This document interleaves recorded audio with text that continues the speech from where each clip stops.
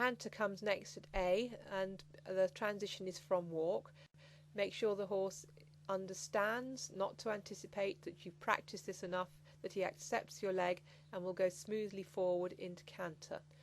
Don't try to make it too straight. Make sure you bring the forehand in a little bit. The judge won't be able to see that down at A, otherwise you could have a wrong strike off. Make sure you set up a little bit of bend and the horse springs forwards immediately into the correct lead. At P, you make a 20-metre circle in working canter. Keep the horse nicely forward.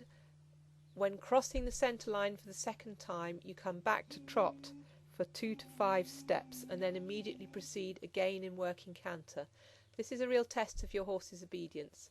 Try to stay relaxed and keep the fluency of the transitions. They've given you the leeway of 2 to 5 steps so that you don't have to panic the horse back into canter, but can ride the transition smoothly and with obedience. We have an interesting line now. You go from P to I, which is on the centre line, and then you continue down the centre line to G.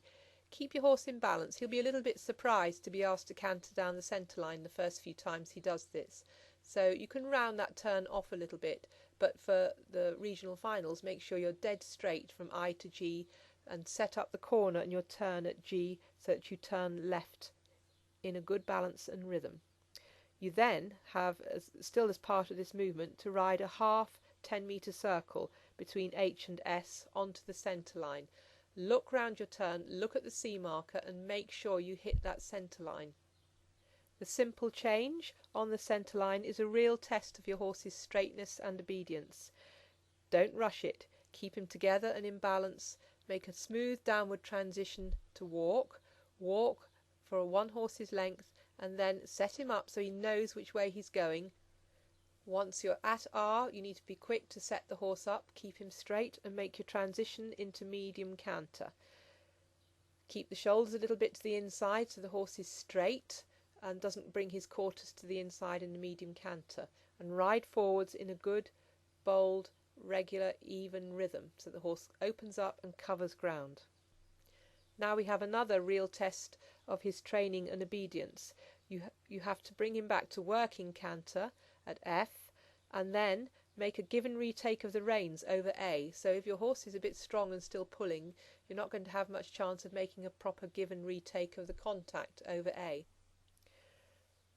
We now have a repeat of the circle 20 metres, this time on the right rein with the transition to trot over the centre line. Make sure that you correct any mistakes or little errors that you had at the previous time and learn from that, and you set your horse up well. He may be a little stronger having done the medium canter and had the give and retake of the reins in the previous 2 movements, so ride what you feel and make sure that he stays in a good balance with the correct bend and that you don't get an incorrect strike off when you go back into canter. Again, we have this rather interesting line, this time VIG Working canter with a turn right at C, followed almost immediately by a half 10-metre circle to the right between M and R.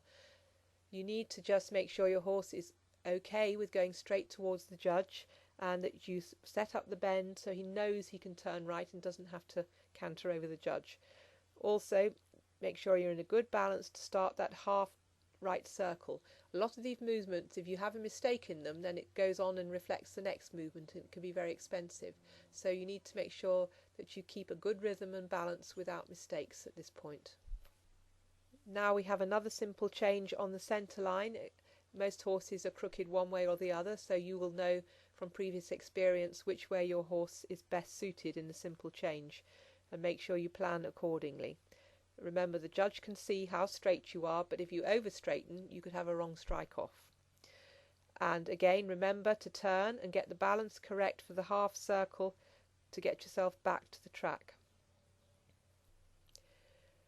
Between S and K now we have medium canter, or at least from S to K, followed by a transition back to working canter at K. Same as before, make sure your horse is straight, that he goes forward and he comes back without resistance, because you've got a turn up the centre line coming next. You need to make sure that you ride well into the corner before your turn on the centre line. be looking ahead down that centre line so you know where the line is. Most horses will try to break back to trot at this point, and you need to teach the horse to canter down the centre line in that turn. But also he has now to come back to trot at D, which is only a couple of canter strides after you've turned, and then from L go into medium trot. So there's several different issues coming up for the horse, and he needs to understand what's required of him. So again, it's a movement that needs practice. Most horses make the transition from medium trot into halt at G very easily, and it's quite often you see the best halts because the horse is forward, he has his hind legs under him, and when you ask him to halt, he's in a good balance. Also, he wants to stop because he can't figure out where he's meant to go. So mostly you won't have a problem with that transition to halt at G, unless your horse is a little bit of a tearaway and gets overexcited. But then that's up to you to know your horse and to know what his character's like and what to expect for that transition, and to have practiced it. Remember, always look happy with your ride and encourage the horse to enjoy his dressage by being pleased with him after your test. I hope you have found these tips helpful. Just remember that the goal is to train the horse to the best of your ability, and if you achieve the ultimate goal of getting to the national championships, then that's terrific. But whatever you do, by training your horse in dressage, you're making him a better horse to ride, and you're making him more easy for you and more enjoyable for you to have as a companion.